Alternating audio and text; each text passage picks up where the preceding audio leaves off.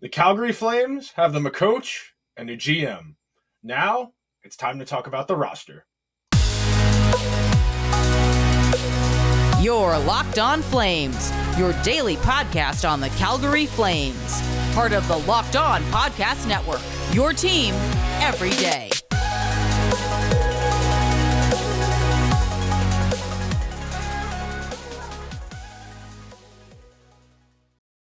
Hello, everyone, and welcome to today's episode of Locked On Flames. Today's episode is presented by our friends at FanDuel Sportsbook, America's #1 sportsbook. On today's episode of Locked On Flames, now that the Flames have assembled their cacophony, big word, SAT word to start today's show, their cacophony of coaches and general managers and the decision makers, we've got the talking heads out of the way. We can actually start to unpack and talk a bit about the roster. So we're going to look kind of where the depth chart sits at the present moment, who on the team probably has a little bit more to give, and then the last segment on today's show, what the best version of this team looks like. If there's any other teams around the league with similar roster constructions, maybe similar styles of play the Flames might be able to emulate and find success. I'm your host, Nick Zararis, holding it down today. Jess still taking care of some stuff, unfortunately. I'm holding it down. I've got you guys covered because we here at Locked On Flames got your team covered every single day. So, the Flames missed the playoffs by 2 standings points.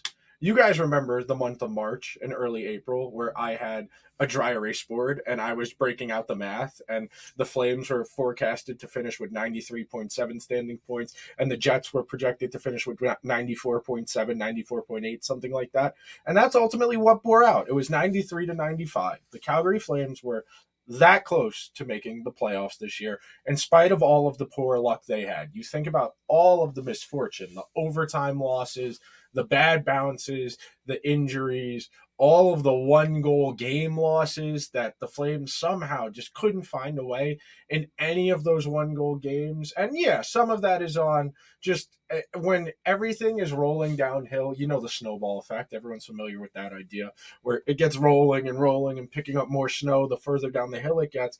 And that's effectively what's happened here. That's effectively what happened for the Flames last year. Everything that could go wrong did end up going wrong. And now you've got new decision makers, both behind the bench and in the GM's office. You don't have a ton of cap flexibility. At the moment, the Flames only have about $1.5 million of cap space going into this summer. They've got a handful of unrestricted free agents. They've got to figure it out. And I'm toggling over to cap friendly here, so I make sure I get these right. So Trevor Lewis, Milan Lucic, Nick Ritchie, Troy Stecher, Michael Stone. Those are your unrestricted free agents for this upcoming summer. And you got to figure that all of those guys are probably gone.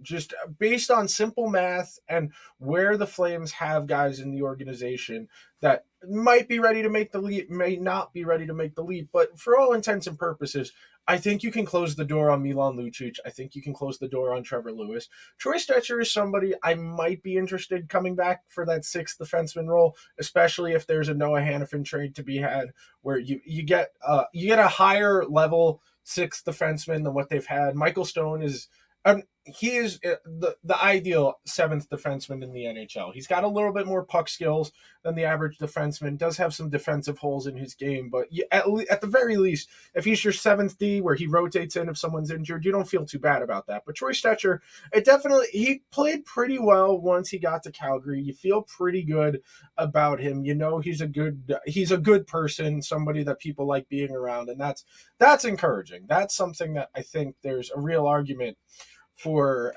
having value, especially based on how last season went. So you look at it through that lens, where the roster's at. You know who your building blocks are. You're going to have Huberdeau, Kadri, Mangiapane, Blake Coleman. Those are your building block expensive forwards. And then Mackenzie Weegar and Rasmus Andersson are your long-term defensemen that you have significant term in. That's where you start to get into the two paths that Jess and I keep discussing. Which one makes more sense? Okay, would you rather really go for it, that you're going to add to this group, and you're going to have to make hockey trades to do it, because like I said in the open, you're not going to have the cap space to take on anybody significant without sending somebody out. So maybe that means trading Noah Hannafin for a top six forward, a forward you can play in your top six, and relying on Chillington to come back and step right into playing on the second pair. If you feel okay about Chillington coming back and immediately playing and being asked to play more than just third pair minutes, then by all means, you turn Noah Hannafin into a defenseman, into a forward every time, because that's truly the Flames' biggest need right now. The Flames definitely could use an extra puck-moving defenseman, somebody who's a little more offensively inclined, but so could everyone. That's a more refined, more rare skill set, I should say, is the way I would describe it. There aren't a ton of puck-moving defensemen in the NHL that aren't total liabilities defensively. If you can find one of those guys, if you can find a Makar, an Adam Fox, a Charlie McAvoy, if you can find one of those types of guys, by all means, you got to do it. But for the purposes of this conversation, the Flames' biggest issue last year was not scoring enough. They were in all these one-goal games. They couldn't find the goals they needed. The goaltending also an issue, but it's a lot easier to outscore your problems than it is to out-goaltend your problems, because all it takes is one mistake to try and when you are reliant on your goaltending and defense to win, one mistake derails your entire game plan. And the Flames are a testament to that. When you lose that many one-goal games, it's not just the goalies at that point. It's not just the defense. It's on everyone. And if the Flames are going to get back to the playoffs, which seems to be the goal, I'm pretty sure that was how Ryan Huska phrased it at the press conference on Monday. That was one of the questions he asked. So based on how last year went, the goal is to make the playoffs, right? And Huska said, yeah, your goal is to make the playoffs every single year, because once you get in, you can do stuff once you get in. And pointed out that the Panthers got very far this year as a team that really had no business getting as far as they did. So that's the mindset, which means you're probably not going to have a sell-off this year of pending unrestricted free agents unless things go off the rails, or B, which Conroy alluded to a few weeks ago, that you can't let guys walk for nothing. If guys aren't going to agree to extensions, then you trade them. Yeah, that I understand. But it seems like the goal is going to be for the Flames to make the playoffs here. That means you're going to try and make a hockey trade, turn roster players into other roster players, and you need another forward here. Because when you think about the guys on this team, you think about Huberdeau, Kadri, Mangiapane, Blake Coleman, Tyler Toffoli. You've got one pure shooter in this entire group, and that's Tyler Toffoli. Had a great season this past year. The Flames as a whole really struggled as a team for the most part, but Tyler Toffoli had the best season of his NHL career this past year, played a very, very shoot-heavy role, easily the most shoot-heavy player that the Flames had last year. And that is the type of toolbox that the Flames need to be looking into. And I understand that shoot-first type of guy, they typically have defects. And Tyler Toffoli does have holes in his game. He's not the best of skater. He's not overly physical or big. But when you get guys who just let that puck rip, they don't overcomplicate things, those are guys that you need. Those are guys that are challenging, because more often than not, they need the puck on their stick to be useful, to be successful, to do what they're good at. But that also requires having guys you can play with them that's going to maximize that. You saw that in spurts in the second half where Lindholm and Toffoli were a really good pair together, where Elias Lindholm, really great job last year as a shooter on the Gaudreau-Tkachuk, I should say 2 years ago now, because hockey season's over. Yeah, so 2 years ago now, where Gaudreau and Tkachuk were just great. He was great as a passenger for those guys to ride shotgun with them, because the defenses were cheating towards Gaudreau and Tkachuk. So he had more room to shoot. This past year, Lindholm definitely had to shoot a little bit more, but able to use Tyler Toffoli as kind of an outlet, a conduit for his passes to try and generate more offense. That's the type of toolbox that the Flames are going to need. And that's something we're going to talk about in the next segment, where what can we do to get more out of guys that are already on the team, which comes to this idea of what are you good at? And how do we get more of it? And there's a few examples we can talk about from the Cup final in particular that I think are good examples of this. But first, we have got to talk about our friends at FanDuel, the only sports betting app I use. What makes FanDuel great is the everyday great promotions. Me and my friends will be in our group chat every day going, did you see? Did you see? Is there anything good on the prop board? Do they have any good? They have any good numbers? Anything we like? And then we'll have we'll have conference in the group chat if there's any prop bets, if there's any of the specific promotions we like, because they typically are oriented around the big games that particular day. During the basketball finals, during the NHL finals, the Stanley Cup finals, there were a variety of different offers. There's stuff like shots on goal, all kinds of different stuff, and that's what makes FanDuel so good. The promotions are very enticing. It's safe and secure, and they pay out immediately. There is no better place to bet on all the action than America's #1 sportsbook. I know hockey and basketball are over. We got baseball, folks. We have got a whole nother season, a whole another half of baseball season. We've got still a good 3 weeks till the All-Star break. I will be at the Yankee-Met game tonight, Wednesday night. I'm going to throw a couple bucks on the over based on how the game went last night. So what you can do if you want to get in on the action, visit fanduel.com/lockedon and get a no sweat first bet up to $2,500. That's fanduel.com/lockedon. FanDuel, the official sports betting partner of the NBA. Want to thank everyone for hanging out today on this episode of Locked On Flames. I look for my lower third here. So there we go. Nice and pretty. There we go. Hanging out for everyone here at Locked On Flames.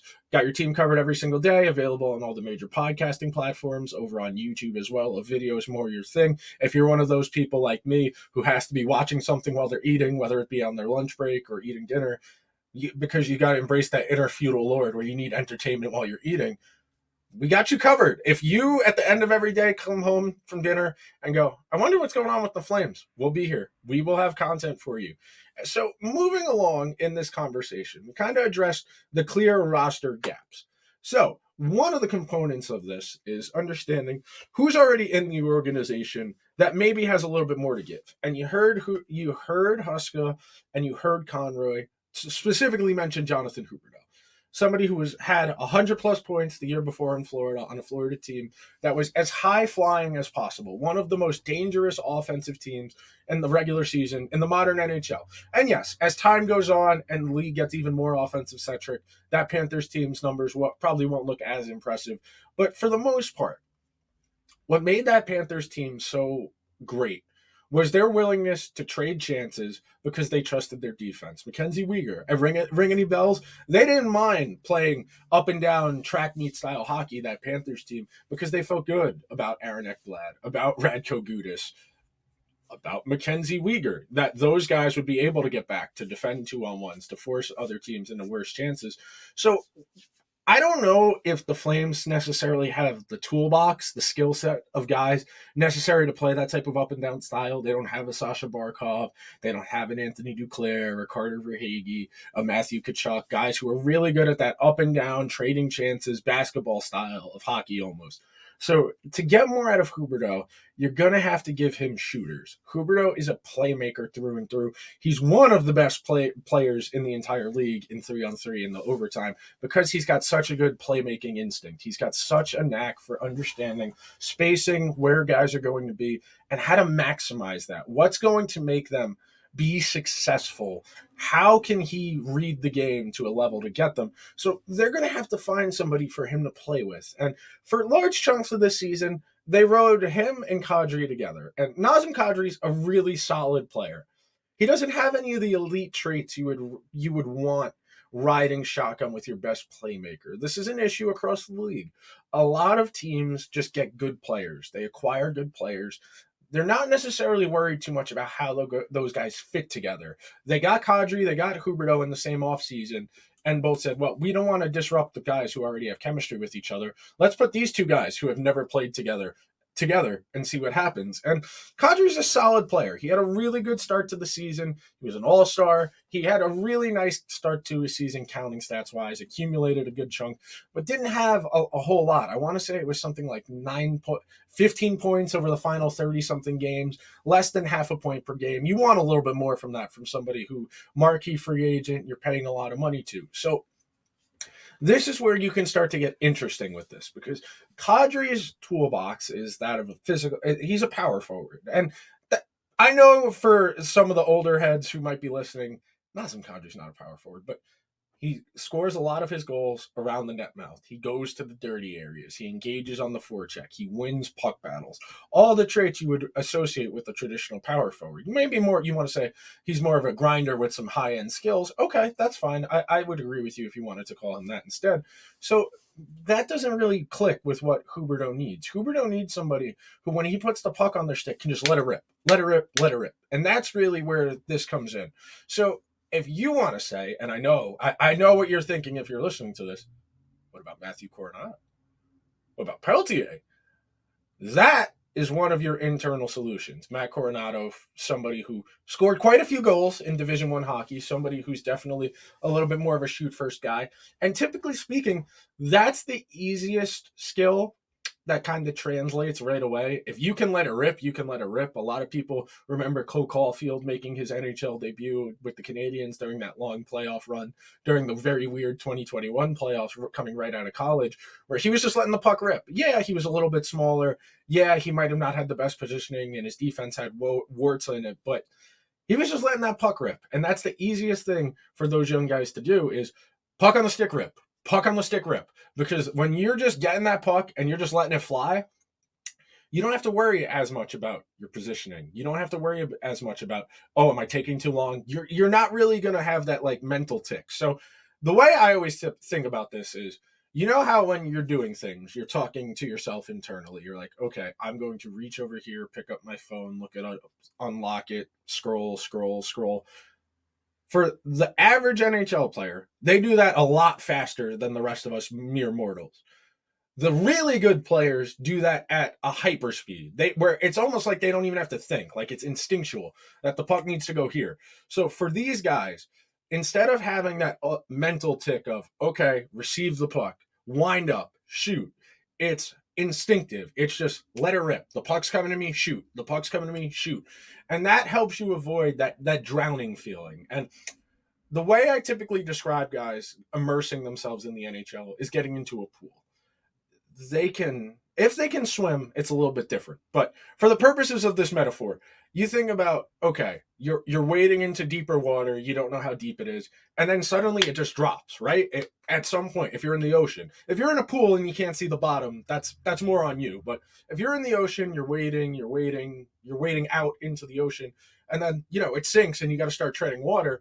That's kind of how this goes. These guys don't really know exactly how well their skill sets are going to translate. And the more they have to think about what they're doing, the more inclined they are to make mistakes. You see this a lot in younger guys who have confidence issues, where they're overthinking it. They're taking too long to make decisions, whether they need to pass the puck, they need to shoot the puck, they need to engage, they need to drop back. It happens. It's a very common problem with these younger guys. And for the Flames to immerse these guys, Coranato, Pelletier specifically, you just want these guys to let it rip. The Flames need guys who are just going to be willing to let it rip. And these are guys who have shooting talent. And this is not a knock, and this will be the last point in this segment before we move on. They have Backlund, Mangiapane, and Coleman generate amazing underlying statistics. They generate a ton of scoring chances. They get pucks on net. They crash the net. They cycle well. They forecheck well. They do all of the little things you want. The issue is that none of those guys has elite finishing talent, that those guys score the bulk of their goals from around the net mouth, and that it is hard real estate to acquire. If you are battling around the net mouth with those defensemen and the goalies, there's a lot more going on there. And that's why when they have to settle for those lower danger chances from the perimeter, from the circles, from the wall, they're less likely to result in goals, and they produce good underlying numbers, but it never feels like they've put pressure on the other team. And that's kind of the issue there. And that's where I get into this idea of unlocking worries. Maybe you have to split that trio up.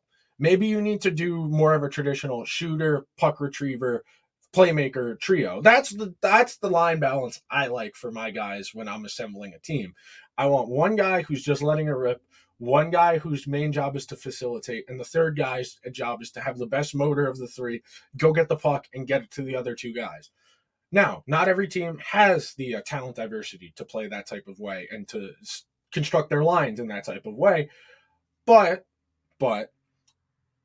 that is your goal. So for the Flames to get more out of their guys, they're going to have to find more balance. They're going to have less redundant skill sets. So with that, we're going to move on. I want to thank everyone for listening or watching today's episode of Locked On Flames. We've got your team covered every single day. Man, oh man, now we can actually start getting into the interesting stuff. Once I get a little bit more free time, I will start doing some research. I will come in with a laundry list of trade candidates of guys that the Flames could look to get for roster players, for draft picks, for prospects, whatever, to really kind of refine this roster. Because I said it all year last year. Talent-wise, the Flames are a good team. Talent-wise, the Flames have more than enough talent to be a solid team. Like, if the Flames get the medium outcome, so like, you're good, medium, bad. If the Flames get the medium outcome from this season, they're probably playing Vegas in the first round, and they probably lose in like 5 or 6 games. And that looks a little bit better than missing the playoffs entirely. You get the good range outcome, maybe you finish third in the Pacific, you end up playing the Kings in the first round.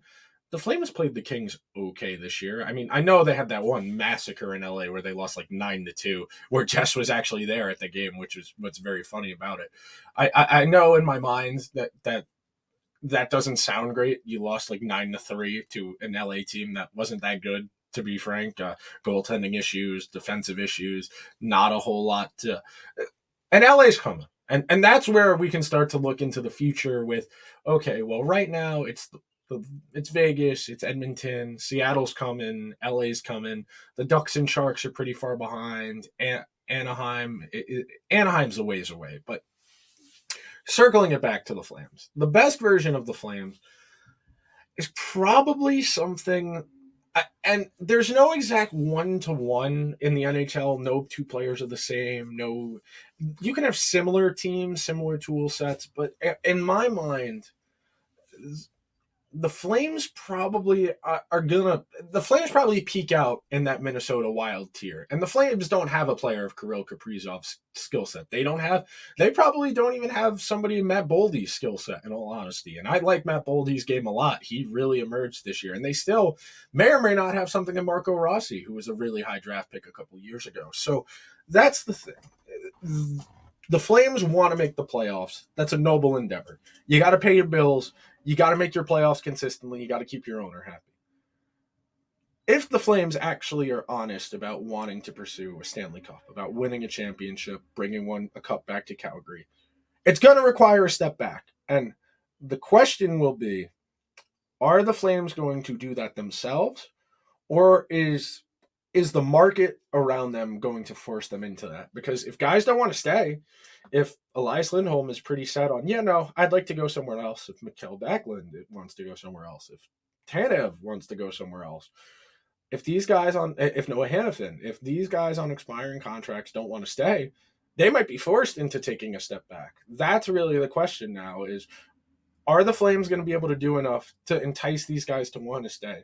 And entice them enough to want to stay that they can actively recruit other players, other guys to come to the organization. That's really the issue. That is my question. I like to think that the Flames can't possibly be as unlucky as they were last year, and that'll make up for a lot of the problems, in all honesty. Like, I don't think the Flames are a Stanley Cup contender, but at the very least, as long as everything doesn't go catastrophically wrong, you're looking at a team that definitely makes the playoffs. I mean, they're a better team than the Jets. I don't feel that uncomfortable saying that. I think the Flames are a better team than the Jets right now. The Jets are a team that's being forced into it because Pierre-Luc Dubois doesn't want to extend. Connor Hellebuck has said he doesn't want to be a part of a rebuild. And Mark Scheifele has 1 year left on his contract. So that's the conundrum. Do you want your players to force you into taking a step back, or are you going to do it yourself? So can you get to that Minnesota Wild, that 2018-17 St. Louis Blues? Can you get to the 2014 Canadiens? Can you get somewhere in that tier of, we can make the playoffs, maybe we can win a couple rounds, and if something insane happens, maybe we make a cup final and we make a series of it. But realistically, that's where the Flames are at.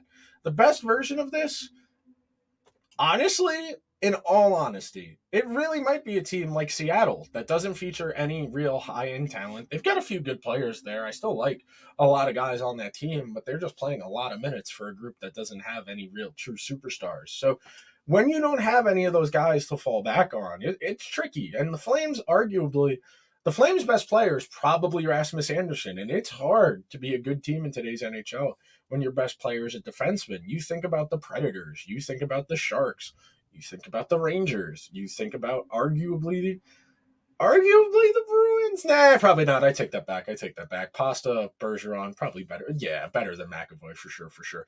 Makar? Is Makar better than Nathan MacKinnon? Discuss. Think about that one on yourself while I wrap up today's episode.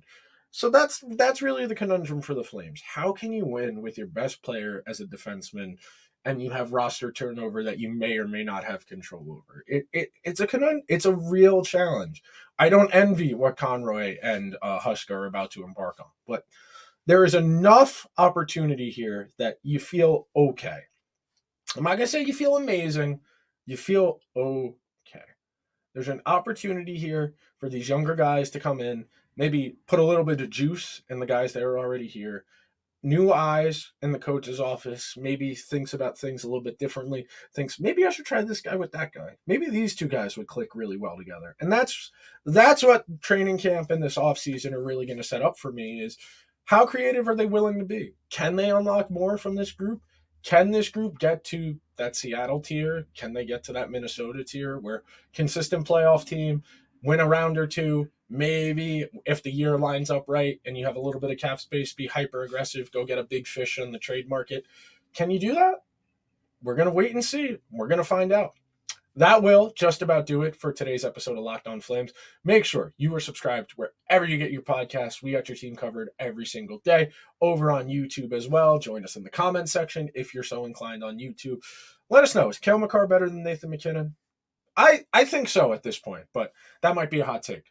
I will be back probably tomorrow. Not positively. If not tomorrow, most likely Friday. I will see you guys then. Everyone have a good rest of their day.